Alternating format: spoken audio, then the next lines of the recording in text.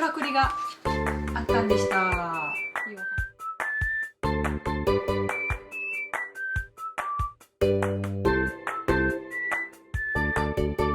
今日は、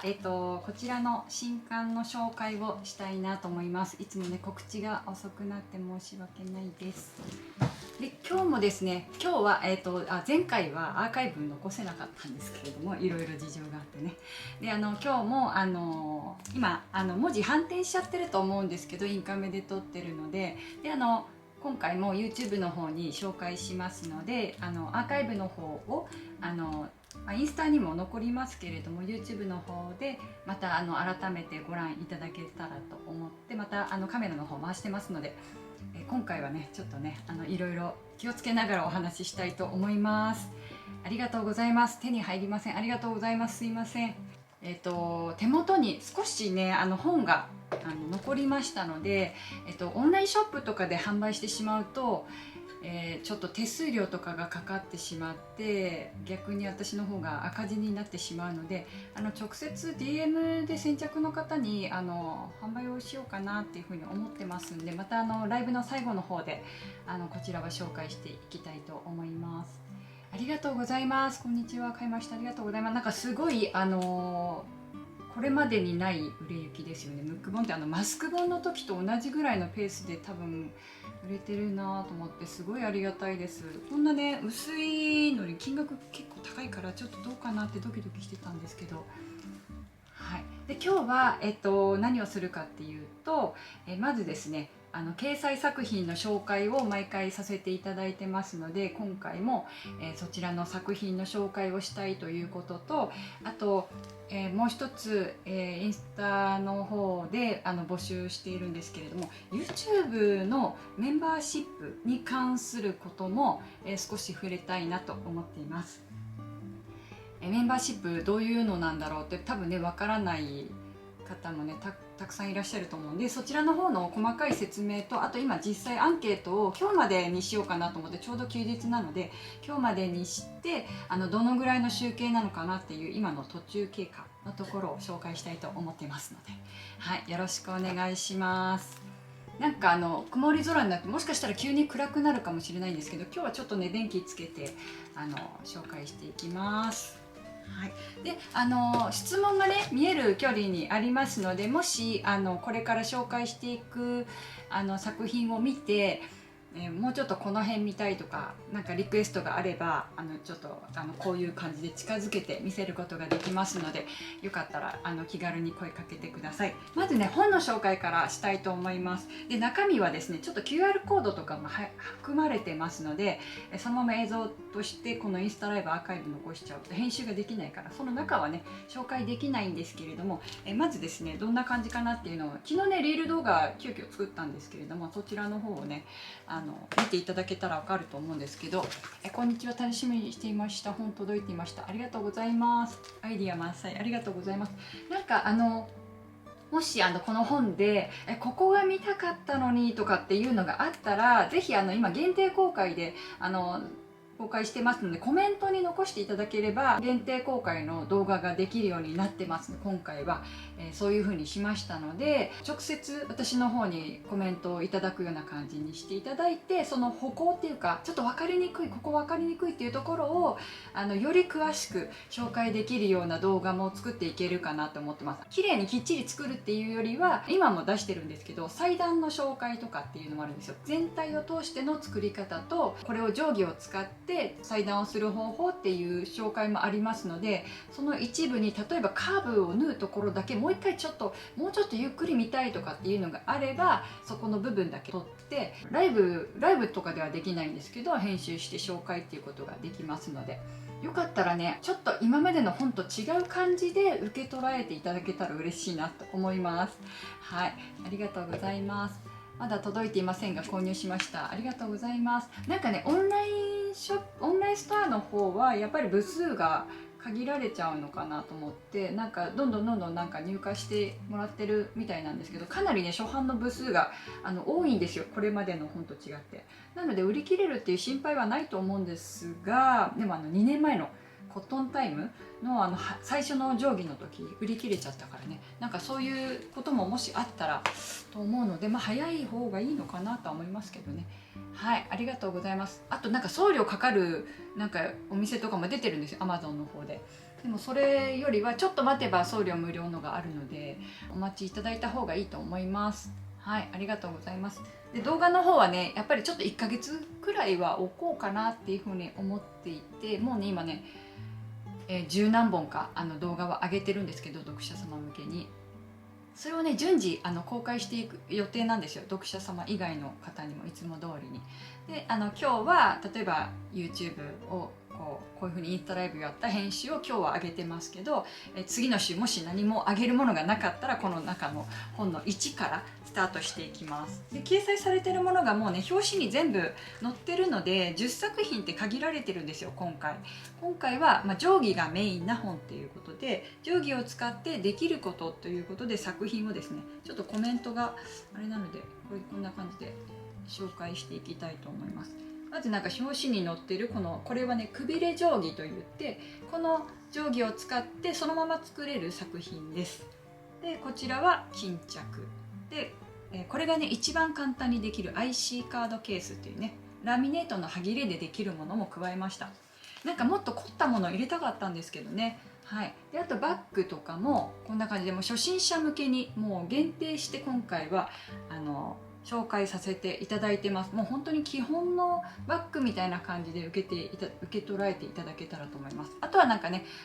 上級者の方はここからアレンジしていただいて、なんか好きなような感じで作っていただけたらいいんじゃないかなっていうふうに思ってます。でこういうちょっとねトランク風なこういう革を使ったトランク風なものとかも紹介してますんで、今ねこれから実際にお披露目していきたいと思います。で本を持ってる方はちょっとね後で実演しますけれども、いろいろねちょっとからくりがあるので、これね少し後で紹介しようと思います。じゃあまず1作品目ですね。YouTube と本と2つやってるんですよ。最初に本の作品としてはこちらが掲載されてます。これは後ろで言うとこの部分ですね。この作品がこちらになります。なんか一番大きいのから紹介しちゃってる。本当は違うんだけど。でこの中にこの IC カードケースというのを入れています。IC カード、これねすごいシンプルで、ごめんなさいね、興味あります。興味持っていただけると嬉しいです。これすごいシンプルなデザインで、リール動画でも制作中ちょっと気になったところを縫い方のコツとして紹介してます。例えばね、これラミネートって初めて縫う方多分いらっしゃると思うので、最初のエントリーとして一番小さいこの IC カードケースを作りました。意外とね作ることに慣れてしまうと、こういうラミネート生地ってもう当たり前に私たちはもう縫ってできる人はね縫うと思うんですけど、まだねやったことない人って意外といらっしゃって、オンライン講座クラス101のオンライン講座でも一番簡単なゴミ箱になるような簡単に作れるものを紹介しているぐらいなので、やっぱりそのエントリーとしてはこのラミネートがちょうどいいかなと思って紹介してます。で何が入るかって、もうこのスイカとか入れることができて、でこれ入れるとね少し深くなってるので、ここのところでしっかり収まるから、シュッて落ちてくるようなことがないような感じ、結構キツキツに作りました。でも出し入れはしやすいような感じになっていて、1枚布で作れます。こんにちは、ありがとうございます。1枚布で作れて、で一番ね難しいのがこのタブって言うんですけど、このキーリングが入っているところ、このタブとかを例えば真ん中に合わせて合印を入れて真ん中に合わせて縫ったとしてもどうしてもずれてくるんですよ。そういう時にどういう縫い方をしたらずれずに済むかなっていうところ、普段私がやってるやり方を紹介しています。こんにちは、先ほど先生の本が届きました。ありがとうございます。嬉しい。こちらが本の方で紹介していて、で YouTube の方で作り方を紹介しているのはこちらのリバティの生地になります。でこれはなんでこれにしたかっていうと、これもねリバティなんですけど、これはこのどっちになってもなんだ縦方向があるだけで特にこの柄とか気をつけることないんですけど、これの場合はですね、こういう柄の配置をちょっと意識して作る場合、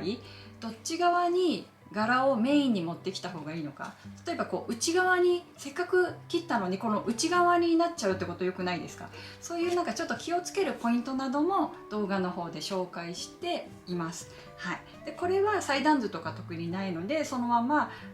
読者じゃない方もご覧いただいてすぐ作れるようになっております。直線縫いで作れますのでシンプルなもの、こちらがね最初に動画の方で上がるかなと思います。作りました。だってありがとうございます。グランマムキムチさんありがとうございます。キムチが好きなキムチって読んでたけど違う、キミチさんなんですねすいません、キムチって読んでた。ずっとキムチが好きな方なのかなと思ってた。こんな感じでまずね初心者向けでこうやってのんびりやってるとまたどんどん時間が押しちゃうのでちょっと早口ペースでいくかな。はい、でこういう感じで紹介してます。で次はこれそういえばここは見せて大丈夫。こういう感じで12って番号振ってあるじゃないですか。これが最初この初級から始まって中級からいって上級みたいな感じになってるんですよ。もうできる方の上級編でもこれは初級じゃないかって思われると思います。もちろんで私もどういう風に区別しようって思ったんですけど、ファスナーがついてるのを全て上級にしてますので、この8、9、10っていうのが上級編にしています。でこういう D カンとか金具とかがついているものを中級編というふうに位置づけています。でまずはこれはねキーリングで一番シンプルなんでこれはそのままにしちゃいましたけれども、この金具を使わない123 4これかな、トートバッグまでは初級として紹介してます。逆にねこのトートバッグは少しレベルアップするんですけれども、そういう風になりました。で5、6、7が中級という感じで位置づけております。はい、で2番目ですね。2番目は、コースターとティーマット紹介させていただきました。で掲載されている本の方ではこちらのものを紹介しているんですけれども、 YouTube の方ではこちらのグリーンの方で紹介させていただきました。で基本的な作り方は同じなのでこっちの作り方っていうのはメインにはしてないんですけど、このねちょっとパッチワーク柄っぽい感じ、可愛い感じで作っております。ちょっと待って、コメントが入った。さっき楽天ブックスから先生の本届いて開けてワクワクしているところです。ありがとうございます。リバティのラミネートは少し薄手だと思いますが、普通のラミネート生地でも簡単にできますか？これね意外と厚みあるんですよ。こっちのリバティはシーチング生地をラミネートにしてるので少し厚みがあって、このリバティの生地はローンの生地、皆様がよく手にするローンの生地を元にやってるので薄いです。だからこっちどっちかというとこっちの方が縫いやすいのかもしれないですね。はい、ということでどちらでも大丈夫です。基本的にはどんな厚みのものでもできるようなレシピになってます。ただもしかしたらこのタブを作るところが厚みが増しちゃうかもしれないので、そういう場合はなんか違うテープとか市販されてるテープとかレースとかを使っていってもいいんじゃないかなっていうふうに思いますけど、是非ねチャレンジしていただけると嬉しいです。はい、頑張って全部制覇しようと、はい、ぜひ動画もあるのと、あと質問があれば、いくらでもコメント残していただいて、それに対してこれまでは質問の回答っていうのがなんかその場だけだったんですけど、あとは読者様限定動画っていう再生リストがありますので、そちらの方にどんどん詰め込んでいくということができますので、全公開にはならない動画になっていくものと、こういう作り方は全公開になっていくものとっていうふうに分けて今回はしました。ちょっとねだから大変だったんですよね。全部再生リストに詰め込むってことができなかったので、はい。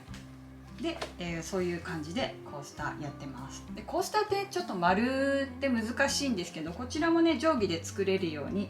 しています。で定規で作るのにこれは定規一応ねこれはカード定規っていうのがあるんですけど、この2番のカード定規、この2番のカード定規を使って作るというよりは、これが入りますよっていうサイズと、これはね合い印がつけれるっていうのがメインの使い方になってますので、そのようにしてます。ちょっと暑い、やっぱり扇風機つけていいですか？暑くてどんどんなんか汗が出てきちゃった、はい、なんか扇風機つけるとざわざわ音がうるさいかなと思ったんだけど、うるさかったら言ってください。ちょっとまた汗がうるさくない？ちょっとじゃあもう一個あげていいかな。これどうですか？大丈夫かな？ザラザラ音。あ、やっと風が来た。ほらなびいてる。すっごい暑かった。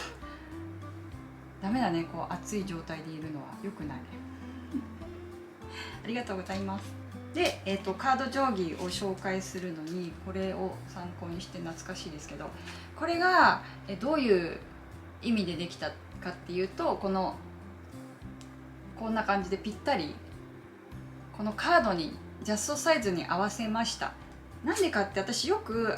財布を前に作ってたんですけど、最近は作らないんですけど、長財布とかあと通帳ケースとかを作ってた時に、こういうクレジットカードがサイズが分からなかったりする時に、わざわざこういうのを探して自分の財布から出してこう入れてたんですよ。でもこれがあればもうこれを目安に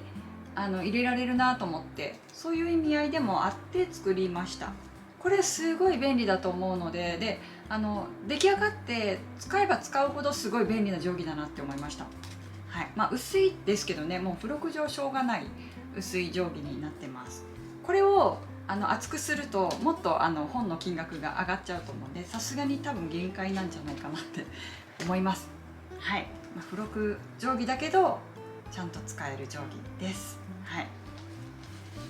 で、このコースターに戻りますね。でコースターはこの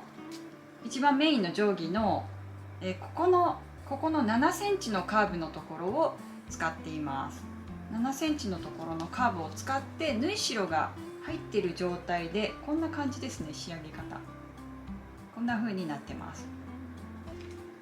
で1個ずつこうカーブを切っていって、この4枚に合わせてパーツにするという感じで仕上げています。四角くしてからカーブを切るというやり方もあるので、皆さんもやりやすい方法で進められてもいいかなっていうふうに思います。この鍋敷は、こちらのカーブ定規、これもちょっと変わった形だと思うんですけど、これもねカード定規と同じぐらい薄いんですよ。こんな感じで薄いんですけど、でこれはこの9センチのカーブを作りました。これはね以前の付録でもカーブ定規で作った9センチの定規がすごく便利だったので、ここにも入れたんですね。で前はここで定規ができてたって感じなんですけど、今回はこうくびらせるような感じで仕上げています。こんな風に9センチのカーブでできるようにしました。でカーブが結構ねいろいろありますけどね、まん丸の定規とかがあればいいんですけど、それはちょっとかなわなかったんですが、こういう風にこれも、初心者向けで紹介してますので、よかったら作ってみてください。はい、このライブはアーカイブで見ることできますか？こちらはアーカイブで残します。であと YouTube の方にも紹介予定なので、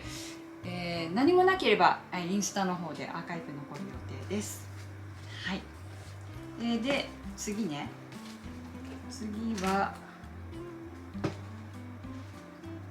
丸い巾着ポーチ。丸い巾着ポーチは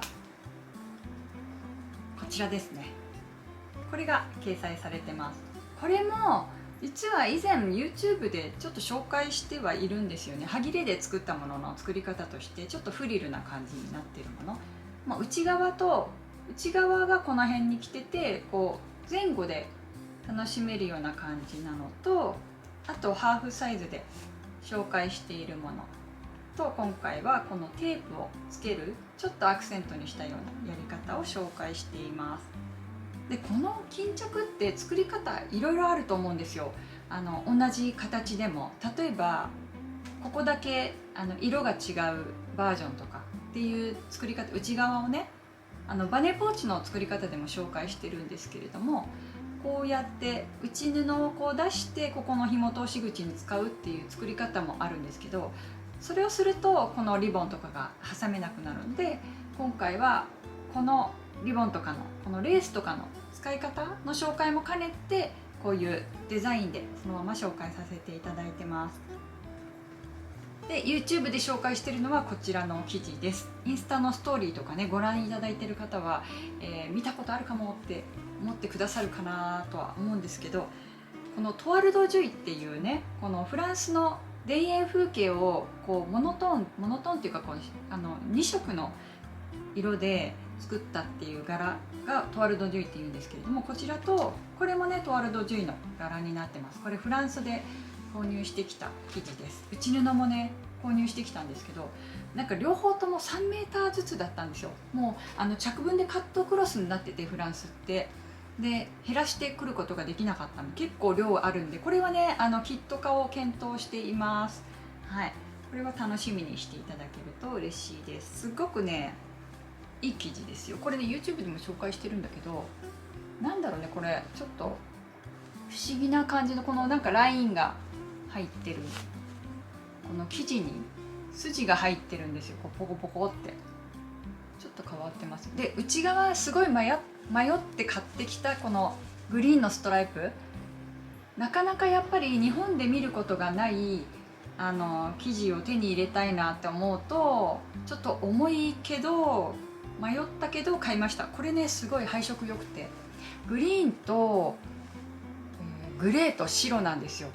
この配色なかなかなくないですか？すごい素敵と思って、すごい色の勉強になりますね。はい、これはなんかキットたくさん作れそうって思ってますけどね。はい、まあね、このトワルド・ジュイは結構日本でも輸入されてる生地屋さんとかが販売されてるのでわかると思うんですけど、これもねすごくいいです。これね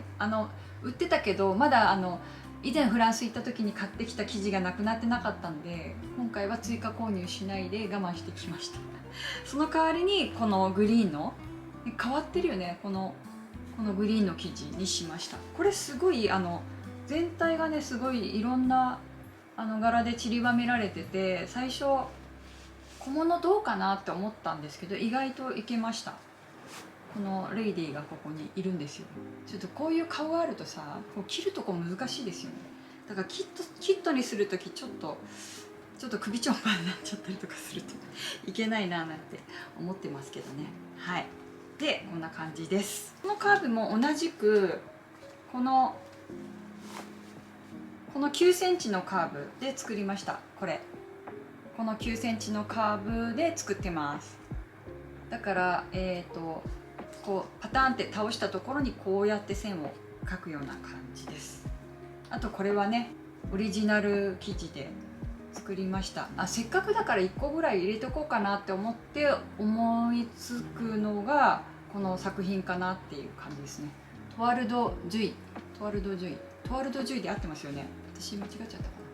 思っていたより大きな巾着使いやすそう。ありがとうございます。ハーフハーフ素敵ですね。ありがとうございます。新刊はゲットしました。ありがとうございます。そう、こんな感じ、なんかミトンみたいだね。こうやってやると意外と入りますね。そうちょっと大きめな感じでやれるかな。なんかこれは結構丸い巾着って結構ね人気あると思うんですけど、ちょっと縦長にしてますけどね、キャンディーみたいな感じ、プレゼントすると喜ばれる形だと思うので、ぜひねたくさん作っていただけると嬉しいです。ありがとうございます。新刊まだ届いてないです。早く来ないかなね。なんかでも台風がずっとノロノロいるから、もしかしたら配送を遅らしてるのかもしれないですね。私もこの間ショップやりましたけど、なんか配送できるかなと思って遅れるかなと思っても多分ポストのところで止まっちゃうんじゃないかなと思って、あえてね紛失とかあったら怖いからやめてますね。届いた時雨で濡れてたらショックじゃないですか。最近なんか Amazon とか楽天とかもなんか前は箱にちゃんと厳重にパッキングされてたけど、今って袋にポンって入ってるだけだったりとかするから、なかなかねどうなのかなって思う時ありますよ、たまに。はい、ショップはご縁ありません。ありがとうございます。すいません。でもね次回今目の前にあるんですけど、今歯切れマラソン中ですごいたくさん出す予定なので、はい、ぜひいつかご縁があるといいなと思います。今日届きました。台風で送りました。やっぱりそうだよね。はい、じゃあ次フラットトートバッグ、どれだ、フラットトートバッグ、これ4番、これですね。これこれか、これ紹介したいと思います。フラットトートバッグ、これもねインスタでちょっとちらっと見せてたと思うんですけれども、実はね2つあるんですよ。これが、紹介しているトートバッグになります。こう立ってしょうと、これすごい単純だと思うんですけど、ただこの持ち手の部分を伸ばしただけなんですけど、あとここを細くして、ここをね 1.5 センチにしてると思います。このショルダー、なんかちょっと大人っぽく持ちたいトートバッグとしてイメージして作りました。でちょっとなんだバイアスな感じで、ちょっとこうまっすぐ最初は生地を合わせてたんですけど、なんかちょっと席を外してもう一回戻ってきた時に、こうなんかこうやって来る時にこう斜めにこう見えるじゃないですか、配置って。そしたらこれ斜めの方が面白いんじゃないとか思って、あんま簡単すぎるトートバッグよりちょっとひねりを入れたものがいいなと思ってこれになったんですよ。だから最初はねこういう感じになってたんですよ。最初はこういう風になってて、どういう風に置こうかなっていう風にして、こ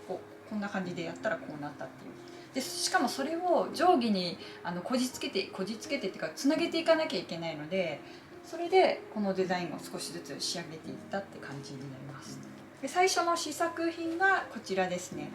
もともとはこれを掲載用に作っていたんですけれども、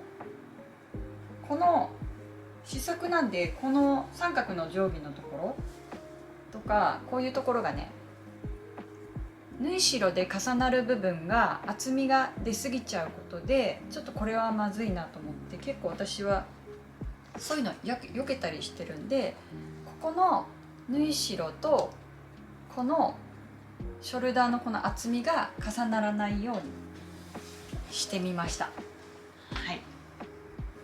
ということで多分ずっと作りやすくなるかなと思います。で本当はこれで同じ生地で作りたかったんですけども、生地の余りがなくって、これもだいぶ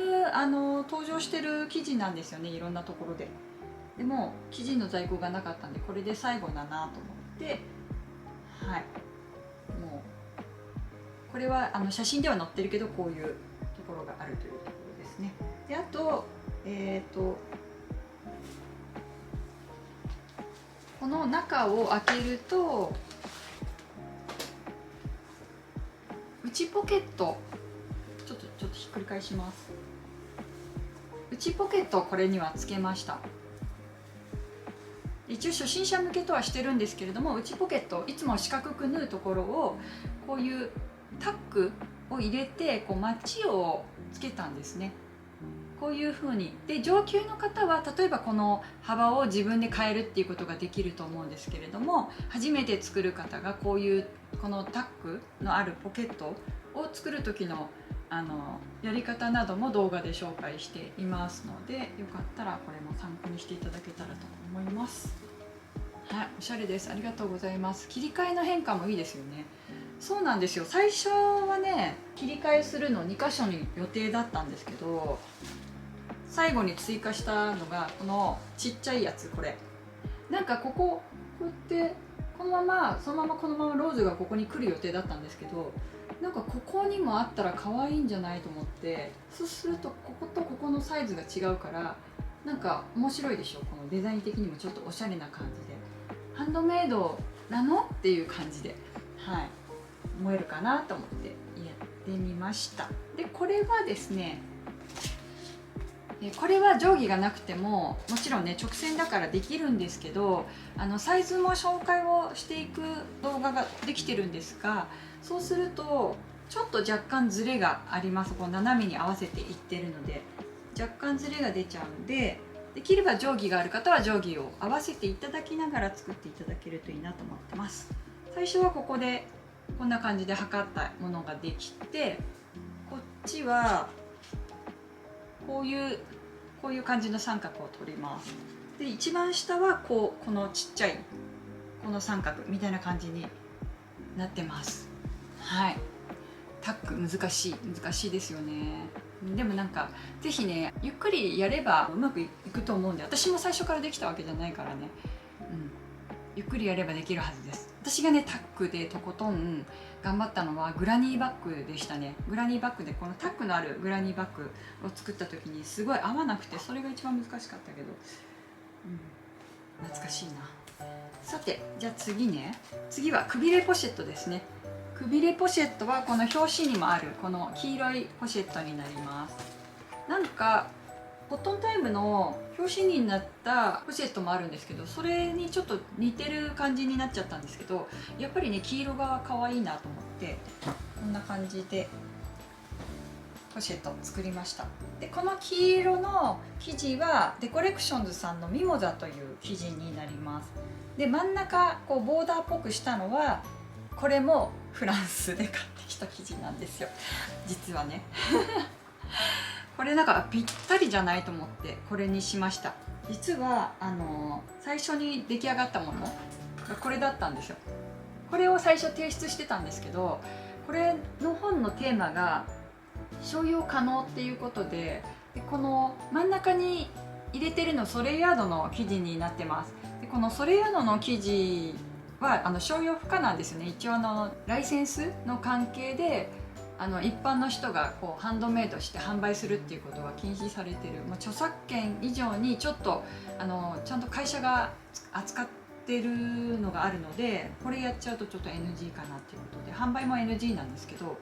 だからこれはちょっとボツになっちゃったんで作り直したっていうところです。結構これもね可愛くって気に入ってたんですけどね、ボツになったものです。でこれが今回の作品になってます。これなんか片面でもだけで良かったなって後から思ったんですけど、久しぶりにこうちょっとキュートなレースを使ってみました。以前はレース結構入れてたんですけど、最近は入れることなかったんですけど、なんか入れてもいいかなと思って、このぐらいだったらちょっと大人っぽく持ってもらえるかなと思って裏側にも使っています。でもね裏なくってもこの表だけでもいいと思います。あと今流行ってるこのインド綿リボンだっけ、インド刺繍リボンっていうのをここにボーダーで使うこともできるので、そういう扱い方をされてもいいんじゃないかなと思います。なんか流行り物を本に入れちゃうと一応これムック本なんですけど、将来的になんか流行りが終わった時にこう時代遅れっぽくなるかなと思って、あんまりその流行り物は入れないようにしてるので、皆様のアレンジで、チャレンジしていただけたらと思います。これはですねもうお気づきだと思うんですけど、この定規でそのまま型紙になるよっていう、こういう風にこのくびれが使えますっていう風に作りました。でこのくびれ定規はもともとね何年か前に紹介してるんですよ、コットンタイムの方で。それをちょっとアレンジしたような感じで、この定規でなんとかできないかなっていう風に思ってやったのが今回の作品になります。ぜひインド刺繍いいですよ。これインド刺繍も1本使うんじゃなくて、例えば端切れとかが余ってたとするじゃないですか。そしたらインド刺繍のリボンとかを何個かこう重ねていくとまたちょっと違う雰囲気になると思うので、ぜひチャレンジしてみてください。そしたら後ろ面はもうフラットな感じで何も入れないっていう風にして、例えば上級の方だったらもう1枚作って後ろにこうポケットをつけてみるとかね、そういうやり方もできると思うので、ぜひアレンジも楽しんでいただけたらと思います。で今回動画でもこのタグの縫い付け方とかも丁寧に紹介していますので、そちらも本がお手元にある方はぜひチェックしてみてください。で動画の中でも紹介してるんですけど、こちらがですねこうアレンジで作ったものになります。でアレンジで作ったのはこのファスナー、上をファスナーにしました。こんな感じでこれもねなかなかいいですよ。でファスナー20センチ未満のこの幅になるので、ここの部分とかちょっとアレンジしながらやっています。これもなんか動画作ろうかなっていうふうに思ってるんですけど、今んとこまだ最初はやる気満々だったんですけど、時間的に時間あるかな私と思ってあんまり約束ができない感じですけれども、いつかね載せられたらいいなっていうふうに思ってます。タグもいつもうまくいきません。なかなかねタグもねなんか斜めになっちゃったりしますよね。じじゃあ次ね、タブレットケース6番、タブレットケースも、YouTube 用に1個作ったのと、こちらは、掲載用です。でちなみにですね、掲載用の作品は全てね家庭用ミシンで作ってますので、これもこの合皮を使ってるんですけれど、こちらを縫ってる様子も全て収録させていただいてますので、ぜひチェックしてみてください。確かに馬力のあるミシンではあるんですけれども、馬力のないミシンでもちょっとゆっくりやればできるんじゃないかなっていうふうに思います。ガマ口っぽくって素敵、ありがとうございます。これですよね、このねクピリポシェットね。これはねデコレクションズさんに聞いたら、これはねもう生地的には販売されてないそうです。もう廃盤なのかな、メーカーさんの方で廃盤になっているようです。で、こちらのヌビキルトの方は現在も販売中の刺繍ヌビキルトなので、こちらは作ることができます。ちょっとヌビなので少しね伸びちゃうし難しいんですけれども、はい、ヌビも合皮も家庭用ミシンでいきますか。これ家庭用ミシンで縫ってるので大丈夫ですよ。ただ縫う面とか気をつけていただけたらなっていうふうに思います。その部分の工夫なども動画の中で紹介してますので、ぜひチェックしてみてください。本もね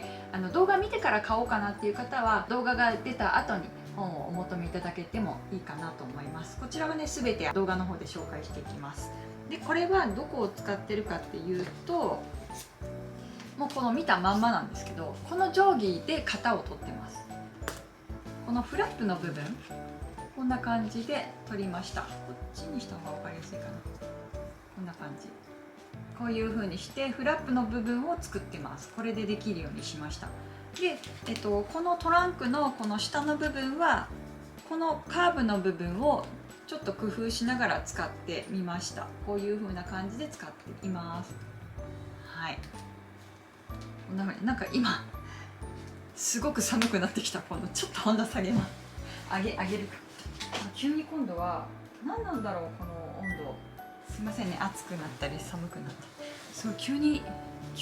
空気が循環してきたら寒くなってきちゃった。はい、ということです。はい。でこれはね何っていうと、これはですね iPad が入るケース、タブレットケースとしてるんですけど、 iPad ケースにしました。で普段バッグの中に持ち込む時ってこういう風にカバーがついてるものをさって入れるだけなんですけど、それをもうちょっと頑丈に持たせたいっていう時に使えるようにこうやって作ってます。であと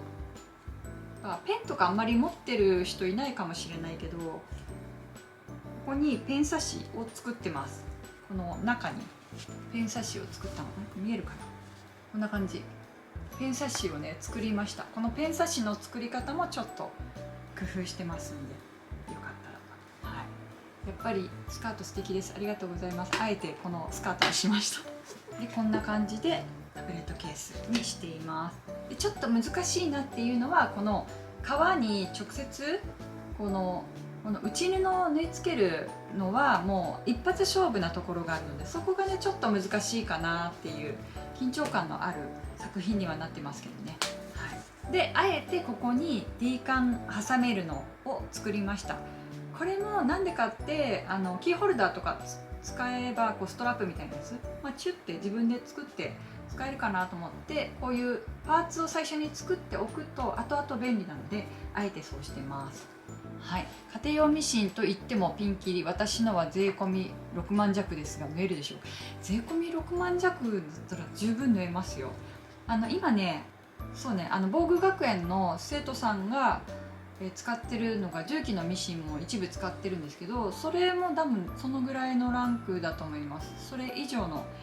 ものではないと思うので、はい、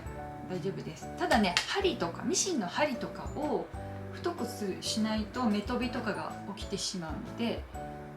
そう気をつけていただけたらと思います。でヌビキルトって皆さん厚みがあるって思うかもしれないんですけど、実際にはねすっごい柔らかい生地なので、普通にねメアサオックスとかに縫い付けるよりはずっと縫いやすいと思います。イメージ的にはもうそんな感じかな。メアサオックスだともうちょっと厚みが出るんじゃないですか。メアサオックスってここにないかな。メアソックスはないか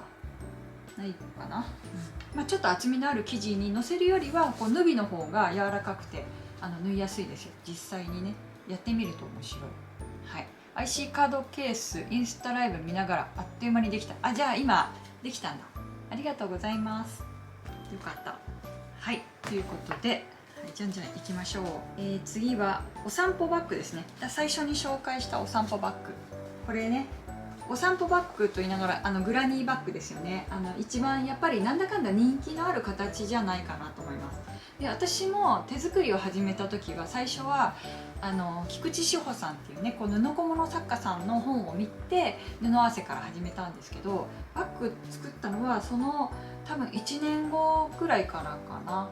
やろうかなっていうふうに思って、ちょっとやっぱりハードルが高かったのでバッグ作りって。で、最初に作ろうと思ったのがグラニーバッグでした。これとはね全く違うけど、形状としてはやっぱりこういうふうにアーチになってるものになります。で、これをですね、やっぱり私最初の頃本当に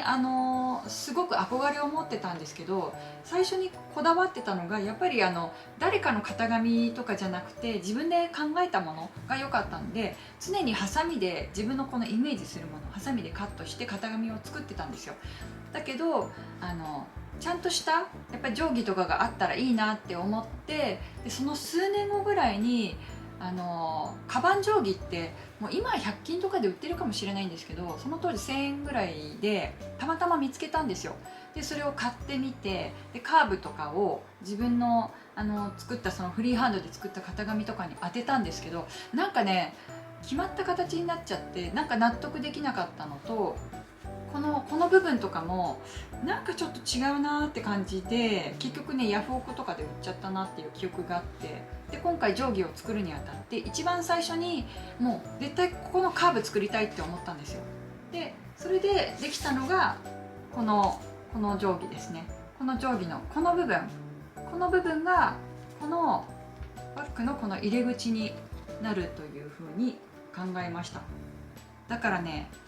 入れたい部分がもう決まってたので、ここからどういうふうにこのくびれ定規も考えるかっていうのがすっごい悩ましくてちょっと難しかったんですけど、なんか入れたいものは全部詰め込めた定規です。はい、こんな感じでやりました。これがだから一番の形かなと思います。でこの部分はこの T 字待ちを作る時のこの一番簡単な裁断方法でできるという、これをやれば一発で10センチの待ちが作れるようになります。縫い代込みの状態でやればこのままできるっていうものを作ってますので、これがあればバッチリっていうのにしました。なので今回は今回本ね型紙全部ついてたんですよ。後ろの方に型紙全部ついてたんですけど、型紙がなくても布とこの定規があればできますっていう風な感じで動画の方でも紹介しています。でこちらはですね裁断方法とかが、別の動画でまた準備をしていますので、そちらをご覧いただきながら、作っていただくようになります。じゃあここのカーブどうすんのって思うじゃないですか。このカーブはここで一回こういう風に取ったら、ここはこういう感じで取っていきます。こんな感じだから両方のカーブができるようになっていきます。だから初回はまずこれで作っていただいて、サイズアレンジ時とかは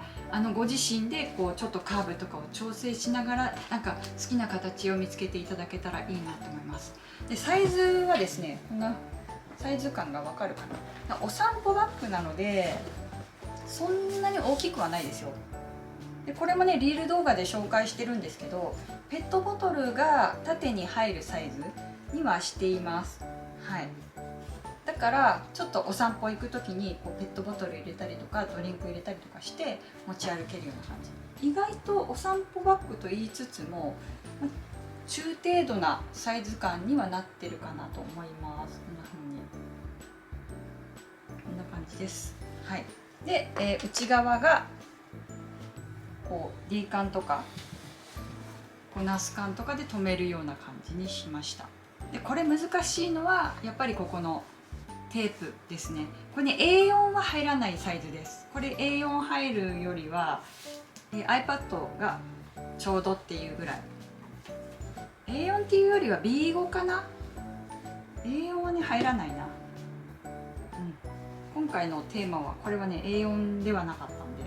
しなかったと思います。はい、ちょっとでかすぎちゃうかなと思って、そうするとこのカーブだとこうミニサイズだからちょっと難しいかなと思ってやめています。待って、お手頃サイズ、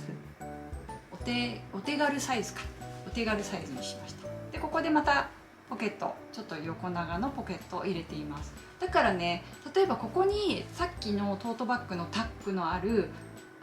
ポケットをつけることもできるんですよ。自分でこうアレンジしてちょっと違う方法でっていう風にもできるので、なんか一つの本でいろんな工夫ができるかなと思います。でこれもねまだ残ってる生地があったので、これも一部キットの方を用意して、一部っていうかまた熱くなってきた。一部っていうかね、1個か2個ぐらいしかない。ちょっと熱いな。なんか温度設定難しいね。今25度にしたんですけど、寒くなったり暑くなったり、すいません、失礼しました。で何話してたんだっけまた忘れちゃったよ。グラニーバッグの肝ってここの持ち手のここの部分とここのテープの縫い方になるんですけど、その部分も動画でがっつり紹介してますんで、それも見ながら作っていただけたらと思います。生地の話です。すいません、キットの話、キットの話だ。ありがとうございます。すごいよね、もう1秒前のことを忘れちゃうってちょっと恥ずかしい部分ではあるそう、キットねないんです、そんなにたくさん。だからこの生地ってもう見ないと思います。これラミネートの生地なんですけど、このブルーグレーに焦げ茶のドット、一時すごく流行った生地なんですけど、その後多分すごい私いろいろ忙しくなったりしてラミネートを使う機会が減っちゃったんですよね。それで自宅でずっと眠らしてたのを今回形にしてるので、それを全部使っちゃおうと思って、この間保冷バッグとかも作ったんですけど、その時に、これが取れる分ぐらいの、生地が少しあったのでキットにしようと思って。でもね、キットにするけどここのカーブとかはカットしてないの、そのまま直線だけのもので、ただラミネート折れないからね、どうしようかなと思っていますけどね、まだちょっと進んでないんですけど、だからキットになっても1個か2個とかしかね全然キットの意味ないんですけどそんなことばっかりやっててね、すいません。でもさっきの巾着はもうちょっとありますよ。10個ぐらいはあると思います水玉の中見せてほしいです。水玉の中はこんな感じ。これねデコレクションズさんのミモザというオックスの生地になります。なんでこれになったかっていうとですね、もともとは黄色の、それもねリール動画で紹介してます。黄色のドット、黄色の白ドットっていうのをリール動画で紹介してるんですけど、それに合わせて作る予定だったんですけど、もうすでにカットして試作を始めてたので、それを使うことができなかっただけど、そのまま使っちゃったんですよね。でも意外と黄色と水色って相性がいいのでぴったりかなと。でポケットがついてます。でさっき言ってたねポケットの話だけど、ここにタックのポケットにすることもできるので、他の動画も見ながら楽しんでいただけたらと思います。はい、グラニー初挑戦してみます。ぜひ挑戦してみてください。私が結構細かく言ってると思うので、動画の方で、注目していただけたらと思います。このねグラニーバッグもですね、これとは違うけど普通の布のこのタックのあるグラニーバッグは以前手芸店で講師をしてた時も最初の初回講座みたいな感じでやってたんですよ。だから布選びから始まって、だからこの持ち手のところの気をつけるポイントとかもねずっと紹介してたので、きっとできるはずなのでぜひチャレンジしてみてください。はい、次8番ね、スケールケースです。はい、スケールケース、これすごい一番最初に作ってほしいなっていうふうに思ってます。これ上級編になってますけど、ファスナーがついてるから上級編にしてるだけなんですけど、内布がないので1枚で結構シンプルに作ることができるのと、あと内側にポケットをつけました。布クリップとかこう細かいものを入れたりとかするのにもちょうどいいかなっていうのと、あと今回の定規が全部入るよっていうサイズ感にしています。こんな風に。であとね、これ30センチの定規が入るんですよ。でいつも使ってるのがこの透明な定規なんですけど、これね、この定規のこのケースができたのは防具学園で通ってくださってる生徒さんが教室に来るのに全部持ってくるこの定規が入るポーチを作られてて、あ、それいいねっていうことで、ちょっと私も今度はこう持ち手をつけたりとかして、あとこう内側にこのもう一つファスナーポケットを入れるなどしてちょっと工夫してアレンジしたもので紹介させていただいてますので、元はね生徒さんのアイディアからいただいてます。はい、でその30センチ定規がこうピッタッと入るんですよ。こうやってこんな感じ。30センチ定規が入るポーチってなかなかないんですよ。だからね、これあるといいかなと思います。で最初作った時30センチ定規が入らないポーチで最初試作しちゃって、でなんか使えない定規のケースになっちゃったなと思ったんで作り直しをしました。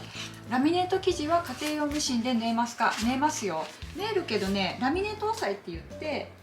なんかこういうちょっとこれ職業用だけど、こういうね白いラミネート押さえを準備する必要があります。それはね、数百円で売ってます。700円かな、700円か800円ぐらいで手芸店とかに売ってるので、ぜひ入手していただいて、はい、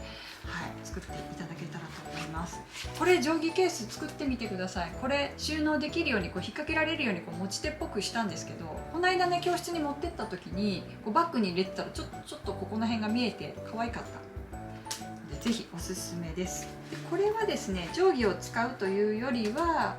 このさっき紹介したこの合印の定規を使いながら、このタブの位置が例えばこの下から2センチのところにつけましょうとか、こういう風に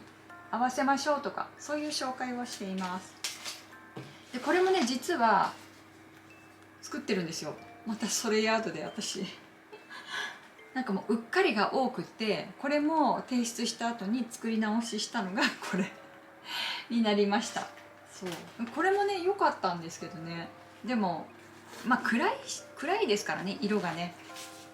なんか作ってたのが冬っていうのもあって、でその後旅行行って帰ってきてから作り直したのがこっちなので、全然季節が変わるとね布選びも変わるっていうね。はい、これリバティの生地になります。これも余ってる生地をそのままキットにしようと思ったので、2つくらいかな、2つか3つだったと思います。これもねキットで用意があります。はい、だけどこの長さのものを箱に入れるから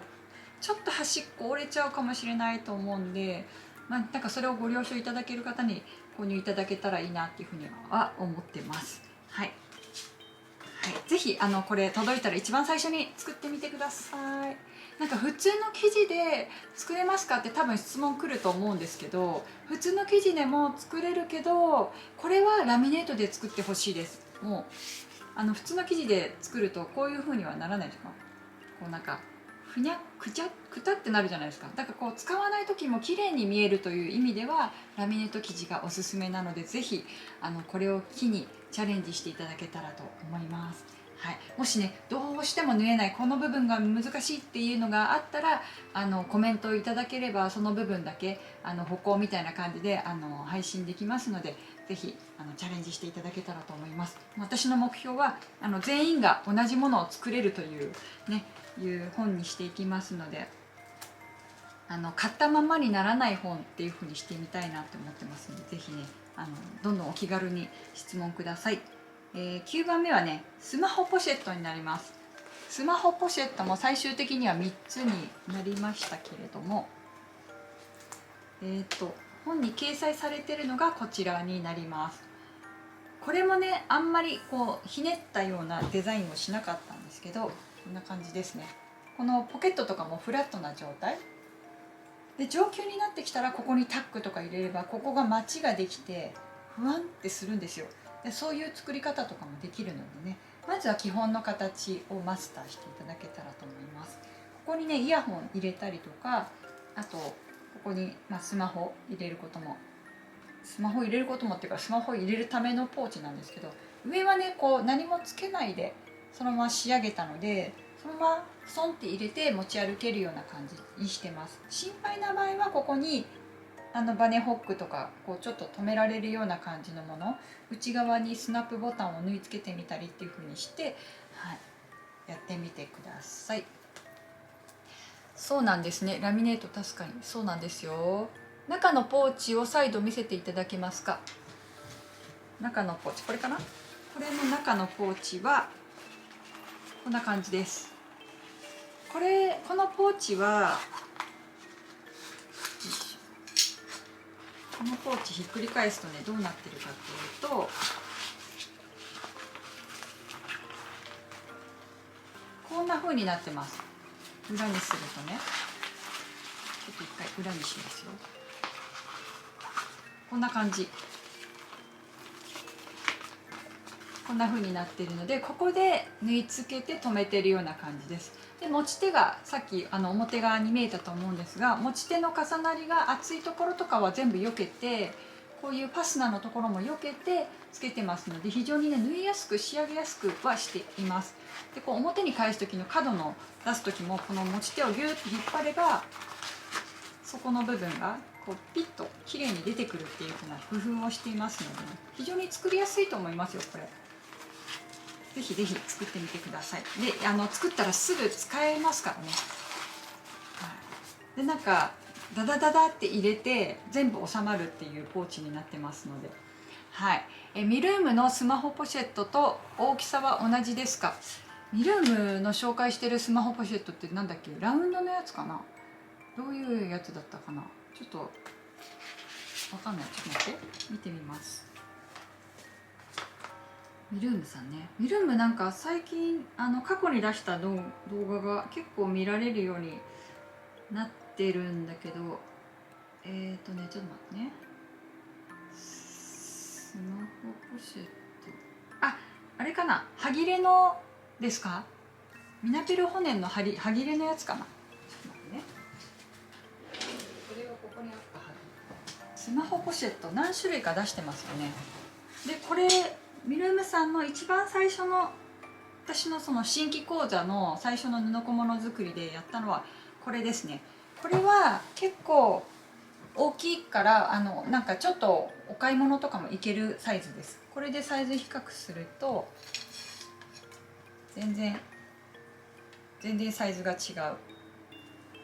今回のこれはもうスマホだけみたいな感じで、ちょっと小銭入れていくとか鍵入れていくとか、本当にさっと出かけられるような感じ。これももちろんテーマは一緒なんだけど、もうちょっと入りますって感じですかね。で、歯切れのやつはこれですね。これは前回の書籍の方にも紹介してる形ですけど、これどうだろう。これもちょっと大きいかな。あんまり気にしないで作っちゃったけど、こんな感じですね。こっちはゆとりがあるから、こう上でパツッと留められるような感じにしていますんで、あとこれは手帳型が入るようにしてるので、もう一つ紹介しているこちらがですね、これとこのファスナーのサイズを、これは10センチで作って、これ12センチで作ってるんですけど、この12センチで作ってるものがこっちと合ってくるかなって思って、今合わせたらちょうどだった。ほら、すごくないですか全然気がつかなかった。全く同じ幅でできてますね。ほら、あんまり変わってない。だからこれは手帳も両方入れますよっていうサイズだったと思います。で、こっちは手帳が入れるサイズなので12センチにしました。これもね、上何もしてないんですけれども、なんかご自身でアレンジいただければと思います。で、ここにはなんかアクセントとか追加してるから、ここになんかボタンがつくとさらにちょっとガヤガヤってなるかなと思うけど、こういうふうに無地とか1枚の生地で作るっていう方法にすると、ここにボタンをつけることでそのボタンがアクセントになったりしますので、これはね、ボタンつけたりとかしてもいいかなと思います。ただね、手帳を入れた時にちょっとね、手帳型を入れるとこの上の部分があんまりゆとりないんですよね。高さを同じようにして作ったからあんまりゆとりがないので、ボタンをつける位置はちょっと工夫しないとちょっときつくなっちゃうかもしれない。これはなんかご自身の手帳に合わせて高さとかを調整されるといいかなと思います。はい。歯切れのポシェットかわいい。ありがとうございます。かわいいですよね。このくったくたな感じ。ね。これミルームさんのキットも1点だけ私手元に残ってるんですよね。どうしようと思ってそのままになっちゃってますけど。はい。でYouTube で紹介しているのがこのブルーのタイプになります。全くね同じようにしてレースでやる場合と同じようにして作ってみました。でファスナーを開けるとどうなってるかっていうと、この中もうこの生地と同じ生地が使われています。こんな風になってます。定規はですね、何を使ったかというと、定規はこの小さいカーブのところ、このカーブのところを使っています。こんな風にして仕上げています。最後ボディバッグ。ボディバッグも何回もなんかリール動画で紹介したかも。これ今回は形をあえてもうそのままの形にしました。なんか他のね書籍でもサコッシュで出してたんですよね。私忘れてたんですけど、サイズが微妙に違う感じには仕上がってますけどね。でこれがどういう感じかっていうと、こんな感じでかぶしてこういう風に使うようになります。こういう風になって結構入りますよ。これね 500ml が1本スッて入るような感じ。今あればよかったね。今ないんですよ。ちっちゃいやつしかないから。小さいのだとこれ300とかこのちっちゃいやつだとすごいスポってこんな風になっちゃう。でここにポケットをつけたんですけど、ちょっとここはなんかなくてもよかったかなっていうのと、あともうちょっと浅くてもよかったかなって思ったけど、貴重品とかを入れるには程よい深さかなっていうふうには思ってます。はい、これもぜひね作っていただきたいです。これ何回も失敗したんですけど、もう一つはこちらなんですけどね、なんか縫う順番を変えたらファスナーの開き口がこっちになっちゃったりとかね何回も失敗してたんですけどね。だから結構これをほどいてやり直しをしてましたけど、意外といい形だなっていうのと、意外と入るのでおすすめです。はい、アンパン生地可愛いですよね。なんかグリーンが好きなのでこれになっちゃうけど、でも一箇所ねタック入っちゃったんですよ。こんな感じで、ああもうショックと思って。でももうこれ以上ほどけないなと思ってそのままになってます。そんなこともあります。でこれはですね、定規のどの部分を使うかっていうと、このくびれ定規のこの部分をここに活用してます。こんな風にして。これうまいことなんか取れたと思いません？なんかちょっと変わった形で作りたかったので、この定規でねうまいことできました。でこのカーブの部分はこの大きい方のカーブを使ってこういう風に取っています。こんな風に。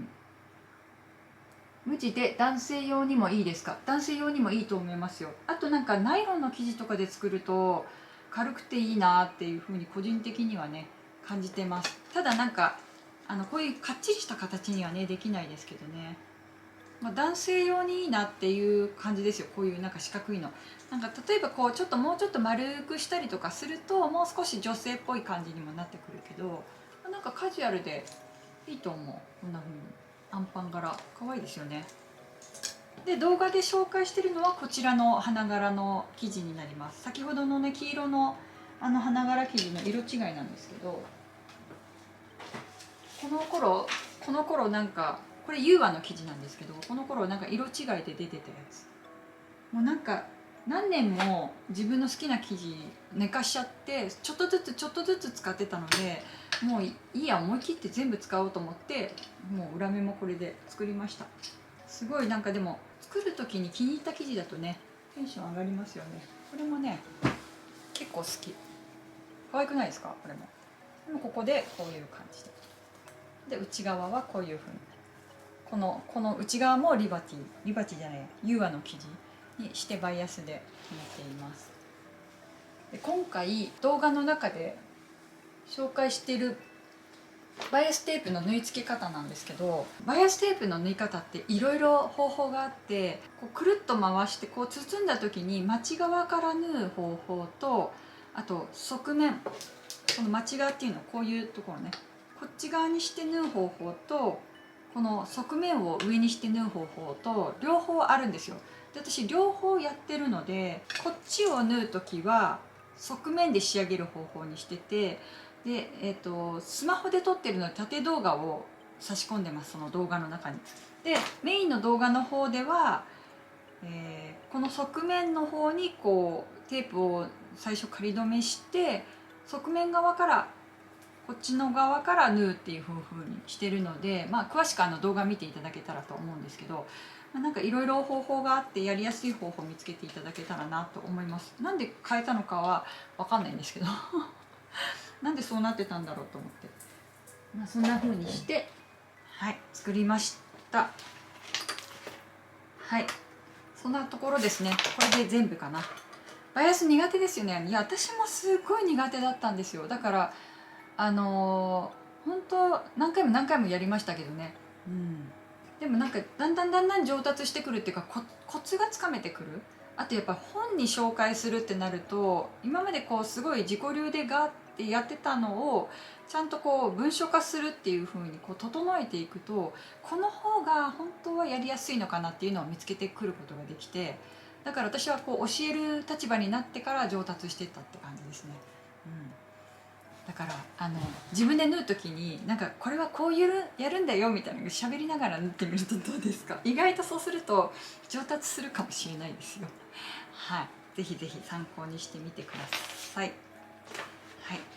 でちょっとね実はやりたいことがあったんだけど、もう時間がねもう1時間超えちゃったんだよね。どうしようかな。これ実は本の中の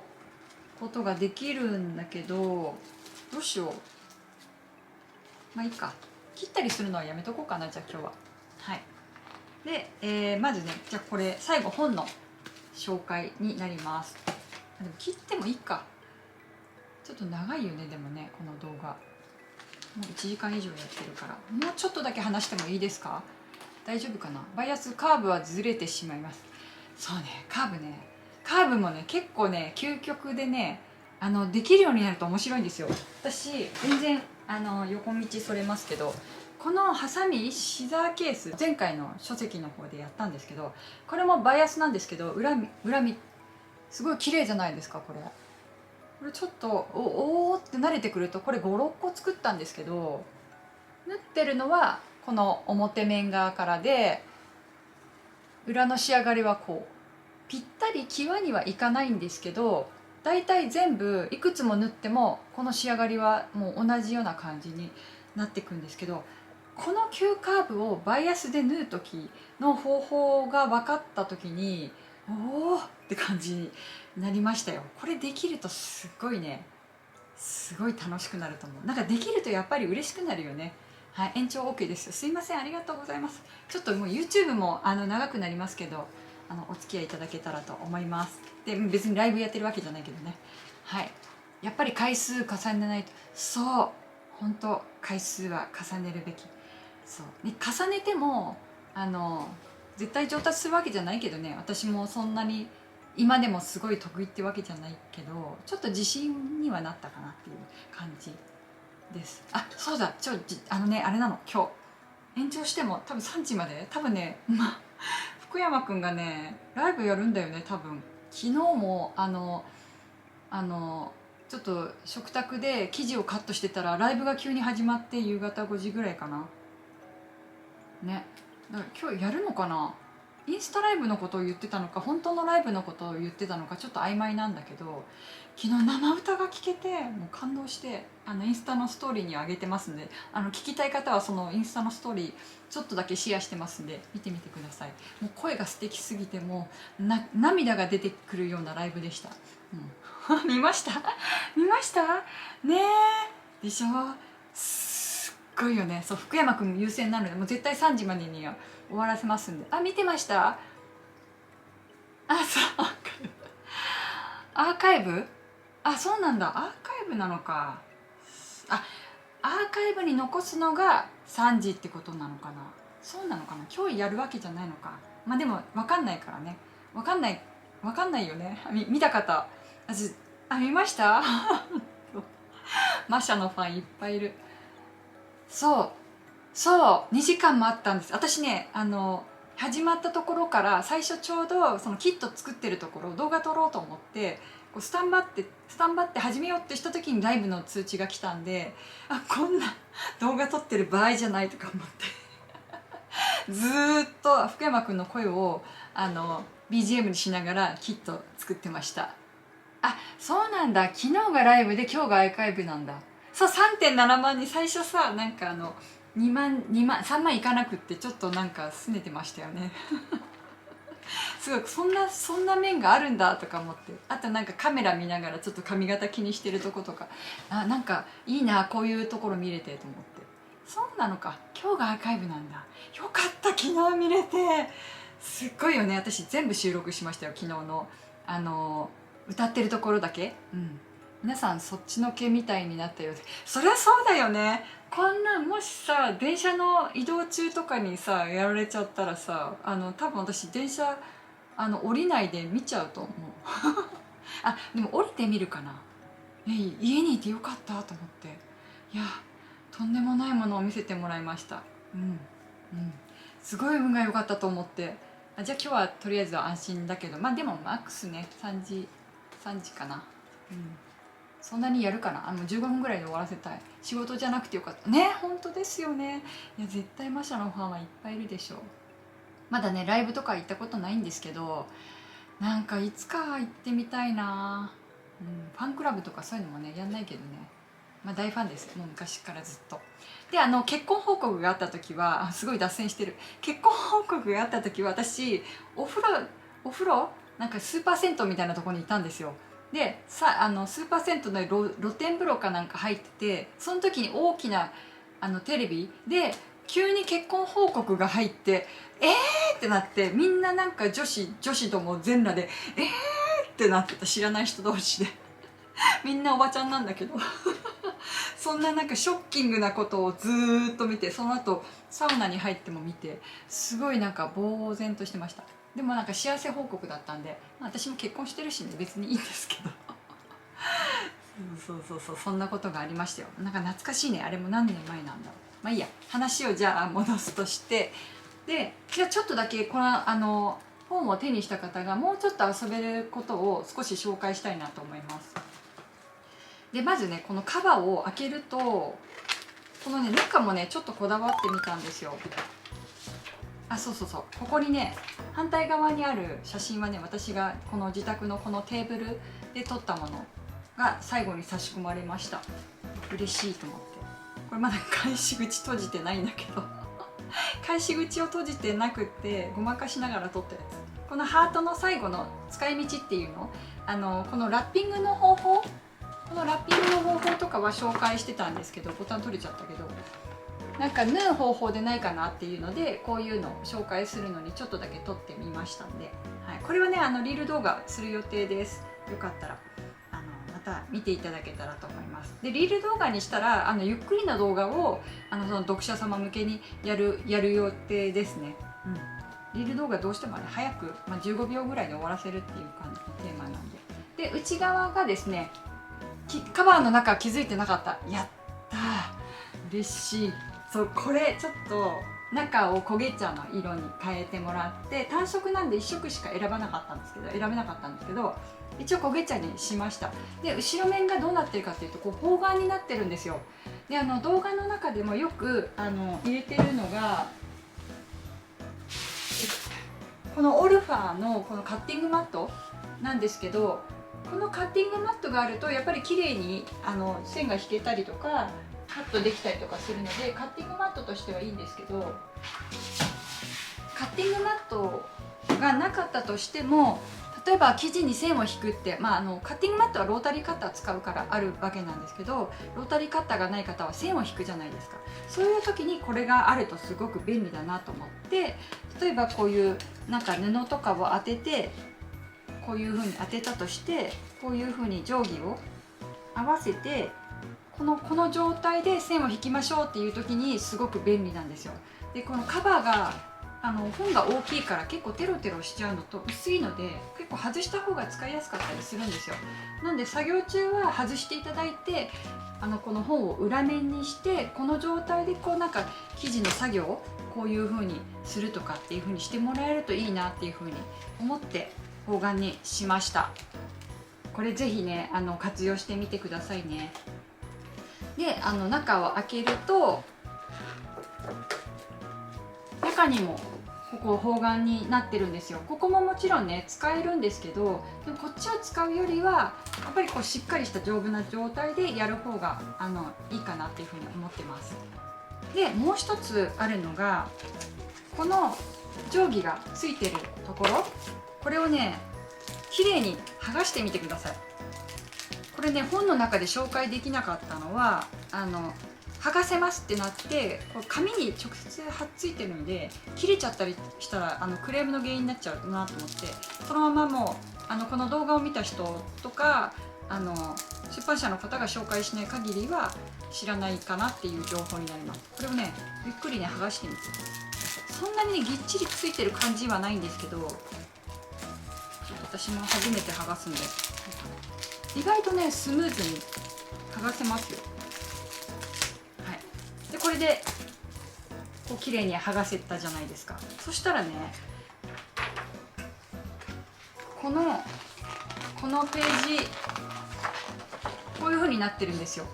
私ね定規本当は丸を入れたかったんですよ。まん丸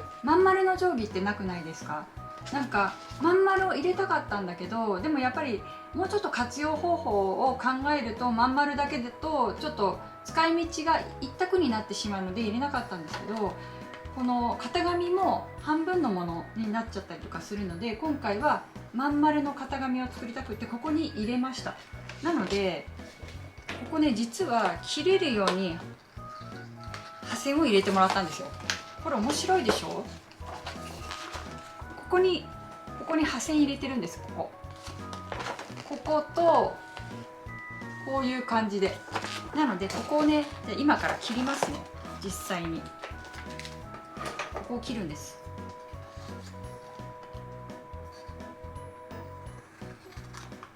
でねなんかもう一つのからくりとして入れている部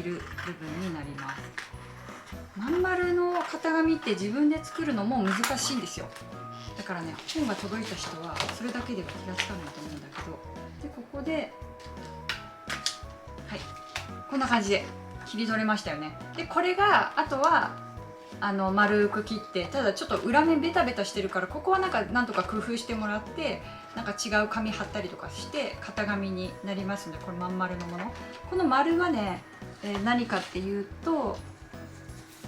さっきのコースターを当てると分かると思うんですけど、この直径が14センチ、このまん丸直径が14センチのものになります。だからさっきみたいに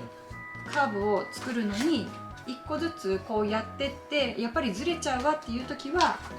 これが使えるので、なんかもう一つの定規としてちょっとしかも厚みがあるのでこの本自体に使えるかなっていうふうに思います。はい、でそしたらですねもうちょっとあってですね、これちょっと邪魔なんだけどもう一回これをペタペタするじゃないですか。そしたらね今度はこの部分、この白い部分に両面テープ今貼っていきますね。これねあったらいいんじゃないって思ってたんだけど、ちょっと見ててこれをでも昨日の福山くんのライブ良かったな。なんかもう一回私自分が画面録画したやつ見よう。でもアーカイブに残るんだったらいいか。アーカイブでいつでも見れる。でもやっぱりライブがいいよね、アーカイブより。ライブいい、最高、もうすっごい最高。そうまだあるのよ、まだあるんですよ。でここ今両面テープ貼ったのはこの部分とこの白い部分、これちょっと剥がしてっていうかなんかこれ光線の時にイメージで伝えただけなので本になるまで私はこの実際見てなかったのでどうなるか分かんなかったんですけど、だから初めてなんで失敗したらごめんなさいね。大丈夫だと思うけど。はい、でこの両面テープをじゃあこのまま表紙を閉じればいいか。このまま表紙を閉じますね。ちょっとずれないといいんだけど、このまま表紙を閉じてギュギュッとやりますよ。ギュッとギュッとやって、そうするとピヤーンって開くと、あれピヤーンって開くとこうなるじゃないですか。こうなりますよね。こういう状態。そうしたらここがポケットになってるんですよ。ここポケットちょっとくっついちゃうけどね、真ん中。なんか真ん中のテープはなんとか皆さんなんとか工夫してみてください。でそれでこの定規とかを入れられるようにしてみたんですよ。ここでこんな感じで、そう定規入れ正解、型紙入れ正解、そんな感じ。ここに入れるようにしました。だから真ん中のこのベタベタしてるところはちょっとなんか皆さん工夫してみてください。だからそういう細かい説明が入れられないので、こういう本の中には入れてないんですよ。だからこの点線なんだろうっていう感じで届くと思うんですけれども、こういう感じですね。はい、だからここの方眼もこの状態にすれば使えるけど、でもやっぱりこっちを使った方がいいよっていうアイディアでもあります。ポケットあると便利なんですよ。そうほんとで、これはハサミでじゃあ切っちゃってみたいな感じで、これもそのまま線の通りにカットしちゃうと、線入れて合い印の線入れてもらってますんで、このまま作って大丈夫。丸って難しくないですか？私いまだにそんなにすごい得意ではないですね。バイアスもそうだけど丸もまん丸も。そうでもなんかこういうのがあれば、いざこれだけ使えるっていうのがあればいいなと思って、だからもう一つの定規っていう感じかな。あとそうだ、今思いついた、100均とかに厚紙売ってるじゃないですか。厚紙に貼っちゃうっていうのも手ですよね。そうしたら付録定規と同じぐらいの厚みになるし、あとはクリアファイルとか貼ってそのままやれば同じような感じに定規になる。はい、丸は排除していました。でどういう意味だろう。はい、今まで封筒で作って貼ってました。すごいアイディアね。なんかこのアイディアはちょっと私も他の掲載誌とかあるんですけど、それがなんか結構こういう風に型紙のポケットになったりしてたんで、これあったらいいんじゃないと思ったんですよ。このベタベタはね、もう一回何回も言うけどなんとかしてください。で、そっか、この今思いついた、これさ、これ厚紙ついてるじゃん。厚紙、この定規のさ厚紙使えばいいんじゃないですか。なんだ、だったら一緒に切ればよかった。全部四角です。よし、この厚紙を定規のね厚紙を使えばいいんだ。ほらこれ厚紙、これちょうどよくないですか。これとこれって、定規よりちょっと弱いけど、これを貼り合わせて、さっき私これだけで切っちゃったけど、ここになんかほら糊がついてるから、ここでペタって合わせて一緒にカットすればもっとちゃんとした感じになりますね。こんな感じで、貼り付いたところでこのまままた後でっていうか、切っちゃうか、めんどくさいからざーっと切っちゃって、後でってやるとね分かんなくなっちゃうからね、切ります。なんか一緒に切ればよかった。皆さん一緒にくっついてる状態で切ればもっと綺麗な丸になると思うので、ゆっくりやってみてくださいね。私ちょっと時間に追われて慌ててやってる。よし、これさ、こんな長い動画撮ってたらもしかしたらカメラの方は切れちゃうね。大事なところちょっと全部やって、ちょっとずれないように。これでも本が届いたら是非やってみてください。定規もったいなくて使えないってなっちゃうよりは使ってほしいからね。綺麗に剥がせばこんな感じで、そうすると結構な厚紙になるからちゃんとした型紙になりますよ。だからこれを真ん中に配置してもらったりした。さて、そしたらこれも同じようにここに入れられます。こんなからくりがあったんでしたっていうお話です。はい、ぜひ本がお手元にある方は、はい、やってみてください。そう、後回しにするとね結構忘れちゃう。本当にそうなんですよ、ね、なんかこういう楽しみ方があるので届いたらね作るだけじゃなくてなんか見つけていただけたらいいなと思います。だから最後に加えたのは丸の定規、本当は4つ定規がついてるっていうことなんですね。はい、絶対やってみてください。ありがとうございます。本屋さんで買うか迷ったけどやっぱり買います。いや、迷ってくださってありがとうございます。よかったらライブやって、はい、ポケットできました。作ったんだ。ありがとうございますね。楽しいでしょ。届いてからもなんか工作みたいで楽しいですよね。はい、ぜひぜひぜひ、はい、指定席があってグッド。そうだからね、やっぱファスナーで最初からこの定規のケース作ることって難しいと思うので、まずはハードル下げて工作からスタートです。はい、ぜひねやってみてください。ありがとうございます。私も買ってみてください。ありがとうございます。買ってきます。ありがとうございます。はい、じゃあ一応今回の新刊に関してはこれで以上になります。はい、もしねご質問などありましたらDM とかでお問い合わせいただけたらいいなっていうふうに思いますので、よかったら、はい、DM ください。それでですね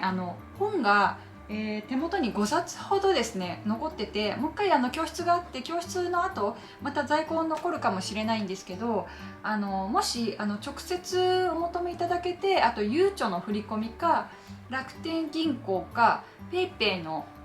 入金ができる方がいらっしゃったら、今この時点で5名、先着5名の方受け付けますが、もしいらっしゃったら、お声かけいただけたらと思います。もしね郵送になっちゃうけどね、本屋さんと同じ2420円なんですけど、送料込みでお届けいたします。カートに載せる予定ないので、もしかしたらまた次回インスタライブやる時とかにまた紹介しようかなと思いますので、いなければそのままで大丈夫ですね。欲しい、購入される方はそこでも決めたいので、じゃあその欲しいですっていう12345、はい、この5名の方DM いただけたらと思います。ゆうちょか楽天銀行か PayPay なので、この後DM くださいということで、もうこれ以上はないので、また在庫ができた時にまたインスタライブで同じように販売したいと思います。ショップの方に並べたいんですけど、ショップだとどうしても手数料とかかかっちゃって販売が難しくなっちゃうんで、あと数冊なのでそんな並べてもあれかなと思っていますので、はい、じゃあその方は DM いただけたらと思います。皆さん間に合わなかった方ごめんなさい。郵送、はい、今名前呼び上げた方ですね。はい、ありがとうございます。ということで最後までご視聴いただきましてありがとうございました。ひとまずは一旦締めたいなと思います。ありがとうございます。はい、ではですね、最後に、まだ続くのかっていう感じなんですけど、インスタのストーリーの方とかでも紹介してるんですけれども、YouTube のメンバーシップのアンケートを今募集中です。で、今日は休日なので本当は昨日で締めようと思ったんですけど、今日まで募集していまして、で今ね結構アンケートを皆さん回答してくださってて集まってるんですよ。で、どんな意見があるかなっていう途中経過のところを紹介したいなっていうのをお知らせしたいと思います。一応チャンネルについてYouTube チャンネルをどの程度視聴しますかっていうところでアンケート、だいたいね3分ぐらいで終わるようなアンケート、簡単なものになってます。はい。で、今後ですね YouTube メンバーシップっていうのはどういうものかっていうと、皆さんがよく使われる Netflix とか Amazon とかで月額の課金をされて動画を見るのと同じような感覚で、月に何百円か私のチャンネルに対してお金を支払っていただいて見れる番組っていうのができてくるようなコンテンツを以前よりねもう作りたいなって思っていて、どういうものにしようかってずっと考えて、でインスタライブでもよくお話ししてたんですけれども、それをちょっとやってみようかなっていうふうに思ってます。で仕事がねまたどんどん増えてしまうのはちょっと私も負担になるので、そんなに難しいことは考えていなくって、皆さんが気軽に参加できるようなのがいいなっていうふうに思ってます。で1つ目のアンケートでチャンネルについてはどのぐらいの頻度で視聴していますかっていうアンケートで、今の時点でほぼ毎日という方がほとんどの感じになってます。その後はですね月に数回かなっていう感じでガタって下がるんですけどでもなんか毎日見てくださってありがとうございます。でチャンネルのどのコンテンツが一番好きですかっていうアンケートの方ではやっぱり作り方の紹介っていうのが圧倒的です。もちろんねそのコンテンツが一番多いので、その次に縫い方のコツっていうのが出てきたので、すごく意外だったんですよ。で縫い方のコツはインスタではショート動画、ショートじゃないリール動画の方で紹介している、本当15秒とか30秒以内でまとめられるようにすごい早い感じで回しているものなんですけれども、それを YouTube の方でも同じようにショート動画で公開してます。でそちらをチャンネルのコンテンツからご覧いただいている方が非常に多いという結果になりまして、ありがとうございます。なんかサクッと紹介してるだけだからどうかなって思ってたのが意外に好評だったのが嬉しいです。まあ早すぎますけどね、なんか早すぎるのを今度はメンバーシップの方でちょっとそれをゆっくり伸ばしても多分1分とかぐらいだと思うんですけど、そういうのをメンバーシップのコンテンツの方に加えていってもいいのかなっていうふうには思ってます。はい、なんかすごい参考になりました。はい、でメンバーシップに参加したいと思いますかっていうアンケート、皆さん悩むと思うんですけど、これねまだわからないっていう方がもう半分以上です。もう当然です。何やるのかわかんないから当然だと思います。説明も特にそんなにないのに、なんかどうなんのみたいな感じだと思うんで、これはなんかもうまあそうだろうなっていう設定でまだわからないっていうのを入れたので、もう私の理想っていうかもう予想通りでした。でも入りたいという方が3割近く、3割じゃない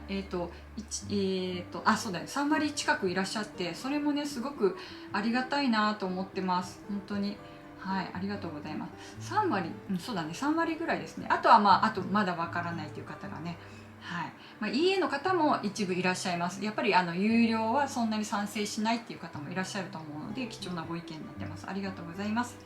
はい、で次ね、メンバーシップでどのような特典に興味がありますかというアンケートの方もさせていただいてます。これはね、一番多いのはオンライン講座やワークショップ。オンライン講座とワークショップって同じようなんですけど、実は違くって、オンライン講座はもうがっつりちゃんと、教室みたいな感じでやるけど、ワークショップは楽しむっていう面が結構重きになってます。なので、メンバーシップとか YouTube でやるのはワークショップ的なものをイメージしていただけたらいいなって思ってて、なので、これは皆様のご希望に添えるかなっていうふうに思ってます。私がやりたいなって思ってることなので。で2番目に多いのがキットの優先販売になりました。これもねちょっと驚いてて、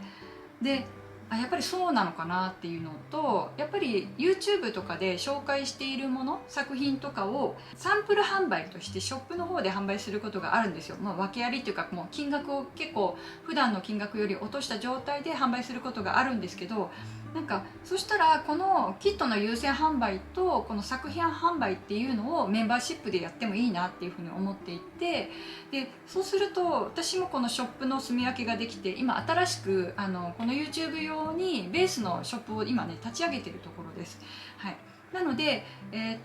実はですね、今回の掲載作品とか、あとキットとか、あとこれから YouTube の方で紹介していく小物とか、ショップ用に作っていないものですね、ショップの販売を目的として作っていないものっていうのは、そのメンバーシップの方優先に販売をしていきたいなっていうふうに思ってます。そうするとだいぶまたお客さん層も変わってくるのかなっていうふうに感じてますし、金額もそこまで高く上げなくて大丈夫かなっても思ってるので、今すごく同じショップの中で極端に金額の差が出ちゃってるのが私もちょっと気になってて、で一部非公開とかにもしたりするんですけど、やっぱりネジのショップはちょっと品を高くしていきたいなって思ってるので、サンプルとして、販売するものは別のカートにしようと思ってます。はい、はい、なのですごくね参考になりました。で、皆様が気になる月額料金として妥当だと思う金額を選んでくださいっていうアンケート、圧倒的にですね200円から500円です。はい、ありがとうございます。これはもう予想通りの設定で、私も金額を高くすればするほど私のハードルも高くなるので、ネジ手芸部もそうですけど、やっぱり金額を高くするとそれなりのものを皆さん求めてくるっていうのも分かってますので、やっぱり高くはできないなっていうところで200円から500円の設定にさせていただきました。そしたらもう半数以上の方がこの金額設定ですね。で次に多いのが800円から1200円っていうこのランクのところですね。はい、なんかこれもすごく参考になるのと、あとメンバーシップってこう金額をね分けてクラスを分けることができるんですよ。例えばネットフリックスは今広告がないのと広告があるので金額に開きがあるのと同じようにそういう風にできるので、これもちょっと初回から切り離してやるっていうよりはちょっと様子を見てちょっと切り離していこうかなっていう風な検討も始めているところです。で、オンライン講座、最後の質問かな、これ違うか、オンライン講座について、でこのオンライン講座があれば参加したいですかっていうところなんですけど、これはですねはいの方がもうこれも圧倒的半数以上が圧倒的に参加したいということと、あとまだわからないっていう方が次に多くなってますね。はい、家はねもうほとんどない、もうこんな感じ、多分作らない方なのかなっていうふうに思いますけどね。でオンライン講座で興味があるテーマは何ですかっていう自由記述、私はこれが一番見たかったので書き込みを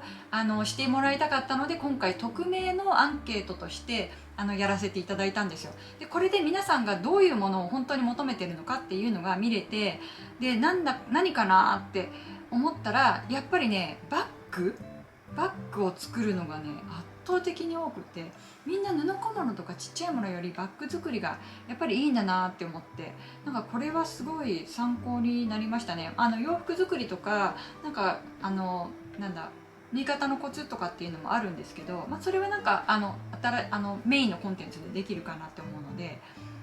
なんかいいなバッグって思って、あとハイレベルなバッグ作りっていうのも求められてますので、それはやっぱり金額を分けてやるのもいいかなっていうふうに思ってます。誰かに似ているとかって言われたことありますか？誰かに似ているけど思い出せない。私ね昔ね田中陽子に似てるって言われたことある、21の時に。とか思って、それをねオーストラリアのねエアーズロックかなんかで言われたんだよね。日本のバックパッカー一度きりにしか会わない人、垂れ目だからね。あとねあれだよ、伊藤麻子さんの親友よ、大久保さん、もういいんだ別にそれはで、ちょっと脱線しました。その他の意見リクエスト、メンバーシップに期待することやその他のご意見があればお聞かせくださいとありました。これねすごい細かく書いてくださった方がいて、で私が知らなかったこと、もうここではちょっと話せないようなことなのでお話はできないんですけれども、実際そういうことがあるんだっていうことがですね書かれてて、他のサブスク、私の講座オンライン講座を受講されている方の意見なんですけれども、いやそうなんだと思って、やっぱり自分でやらなきゃいけないなっていうふうに思ってます。先生もうすぐそうだよね3時だね。でももう今日ライブじゃないって分かったからもうちょっとだけ行きます。はい。で手芸部の活動も何かの形でできればいいなっていう言葉もいただいてますので、そういうのを加味しながらこれからメンバーシップのこの中身をコンテンツを考えていきたいなっていうふうに思ってます。で年齢層はですね、大体ほとんど自分と同じ世代かなっていうふうに思ってますので、はい、なので同じような感じで参加されたらいいかなっていうふうに思ってます。多分今回ご視聴されてる方も私と同じぐらいの世代なのかな。いやもう私も結構上に行っちゃったからな、もうちょっと下がるかもしれないんですけどね。はい、大体ですね半数以上の方が50オーバーでございます。ありがとうございます。多分始めた頃が同じなんでしょうね、きっとね。はい、で皆さんでこう上に上がっていくのかなっていうふうに思ってますので。で現在こういう感じでアンケート集まってますので、もしねアンケートまだの方はここでご意見いただけるとまた今後の参考になりますので、よかったら参加してください。で始めるのはですね、9月の10日ぐらいを目安にしたいなと思う、中旬ぐらいまでにはちゃんとしっかり整えていきたいなと思ってます。で皆様が入りやすいように新規加入の方にも楽しんでいただけるように、初回は皆さん同じレベルでワークショップは1回やろうかなっていうふうに思ってます。はい、で2回目以降はちょっと考えますけれども、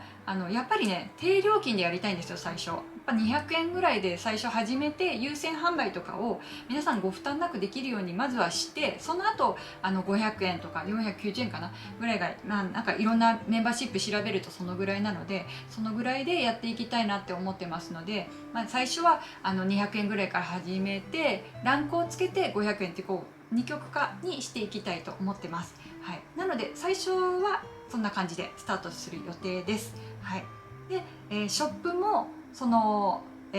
さっき言ったサンプル販売ができるようにもしたいので、今回の書籍のサンプルももうすぐ販売して手元から手放すような感じにはなっちゃいますけれど、一部ね自分が好きな気に入ってるものとかこれとかはもう使っちゃってるので手放さないものもありますけど、ほとんどのものが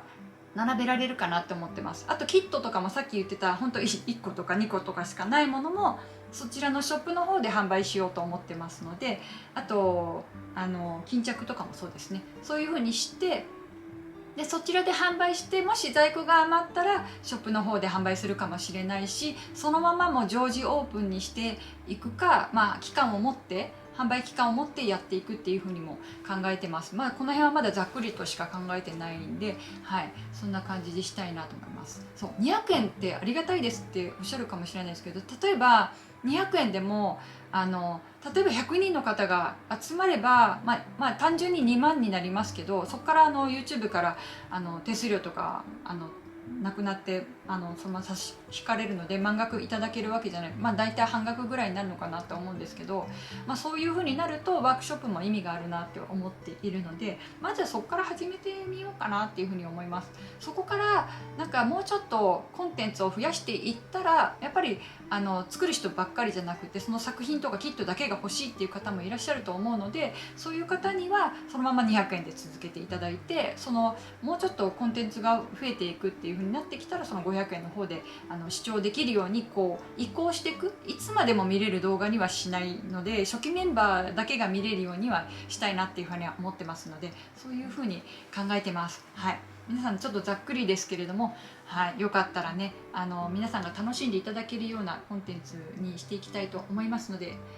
ご検討いただけたらと思います。じゃ結構ね長々と2時間近くまた話しちゃいましたけれども、はい、よかったら、はい、また引き続きよろしくお願いします。はい、ありがとうございます。またなんかいろいろお知らせしたいことはあるんですけれど、またおいおいですね、はい、したいと思います。それからね、またちょっと私ねもう一回旅に出ます。今年っていうか多分今月旅に出ます。急遽決めたので、そこからメンバーシップ始まってたらライブもしようかなって思ってますライブできるのかわかんないけど、ちょっとどこに行くのか楽しみにしててください。前回のちょっと続きをしようかなと思ってちょっと弾丸で決めたので、たまったマイルがあったので、そのまますぐ取って、1年後の計画がだんだん立てにくくなってくるなっていうのが分かったので、なんか2週間ぐらいでだって行ってくる予定です。はい、もう楽しみにしていてください。どこへ？でもヨーロッパですよ。ヨーロッパへ行ってきます。ありがとうございます。情報を流さないようにします。ありがとうございます。そう行くってなるとストーリーとかであげますので、はい、ありがとうございます。旅動画はね、いつあげるかわかんないけどねでももうね、これの動画がもうすでに10分上がってますので、それをゆっくり1週間ごとに入れていきますので、私はしばらく動画の編集から逃れることができるなと思っているので、はい、ショート動画は引き続き楽しんでいただけたらと思います。はい、では今日も長々と、もうね今回最長じゃないでしょうか。長々とご視聴いただきましてありがとうございます。トルコではないんですよ。トルコもね聞いたらなんだっけ、モロッコと同じようなアザーンの暗い音楽が流れるみたいなんで、ちょっとトルコやめとこうと思って、一人はちょっとあれね本当にね暗くなっちゃうんですよ。でも言いたいけどやめとくちょっと当てといてください。オランダ行ったことがあるから行きませんそう行ってない国に行こうかなっていうふうに思ってます。はい、じゃあありがとうございました。また次回の動画で次回のライブでお会いしましょう。ありがとうございました。バイバーイ。気をつけて行ってきます。今度ねリュック1個で行く予定なんで、はい、身軽に、もうすごい身軽に行きますよ。はい、楽しみにしててください。ありがとうございました。じゃあ、ライブ終了します。じゃあ本の方もよろしくお願いします。ありがとうございました。